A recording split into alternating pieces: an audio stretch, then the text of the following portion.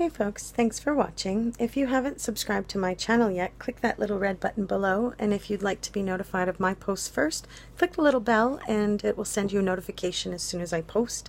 Also be sure to like this post if you enjoyed it.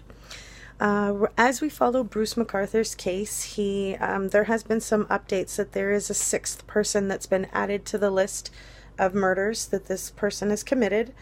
They are asking that if anybody has any more information that they have about Bruce McArthur, to please contact the Toronto Police Department. In the GTA area, there's many different districts there. You can contact any one of them, and I'm sure that they will get you to the right people. They're not finished going through all of the places that this person has been at. So Bruce has lived and worked at multiple places because of being a landscaper. And so not only do they have to go through his home and his yard and his garage and all of that, there's multiple places that they have to do that in order to sort of rule out any other potential murders that were there. And it's a lengthy process with the fact of DNA analysis. It doesn't work very quickly, that's for sure. And like he said, dental analysis it's not as fast either. Prints are very, very quick, and I'm imagining that they don't seem to want to give up very much information on the past of Bruce McArthur's and whether or not he ever had any interaction with the police.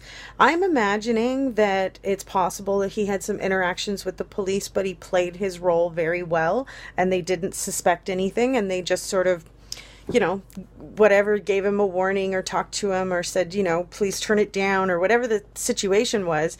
And that was it. Nothing ever happened. He was never charged. He was never taken in for, a statement or prints or anything like that. And that's why he was able to get away with this for so long. So I'm imagining that they don't really want to bring up the fact that maybe they have visited Bruce McArthur in the past and didn't look more into the situation, just took it for what face value worth, what it looked like, instead of sort of finding out what might be actually going on.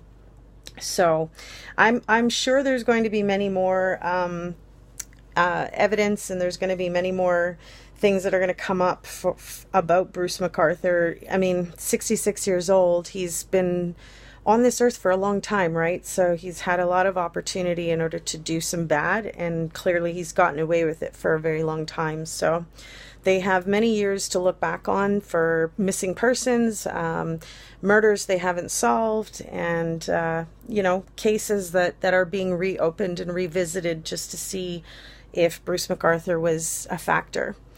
So thanks for watching, folks. I will keep you updated. If you haven't subscribed to my channel, click that little red button below. And if you'd like to be notified of my posts first, then click the little bell and it'll send you a notification. Thanks for watching, folks. Stay safe out there. Bye for now. Sorry, can you ask that again?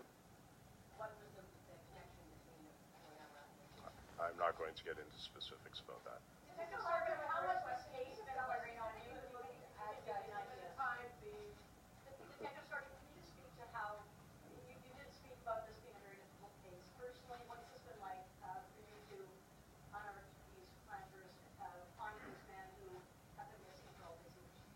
Well, obviously it's a very unique type of case.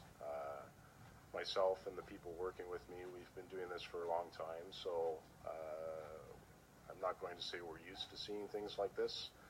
It's completely different, but we'll get through what we have to get through. I admit it's very tiring, it's very disturbing, but I've got a great group of people working behind the scenes that aren't the ones standing up here in front of the camera. Dave Dickinson right there is one of them, and they're doing a great job, and we'll get through what we have to get through. If the previous convictions had shown up, perhaps during the project, could this have saved lives? You're asking me a hypothetical question on an area that I'm not going to comment on.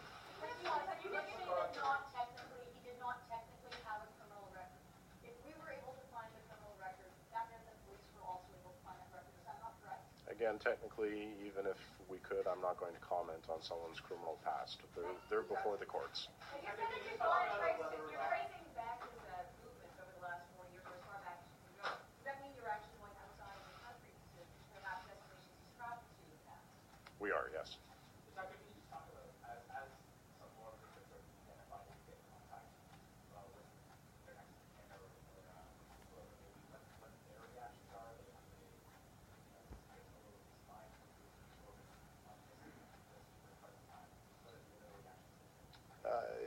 brings them some peace and some closure. It's still shocking to them, obviously, the circumstances. So the families have been very good with us. A lot of them are overseas, and we're dealing with them over the phone, which isn't ideal. So I appreciate all of the open communication we've had with them as well.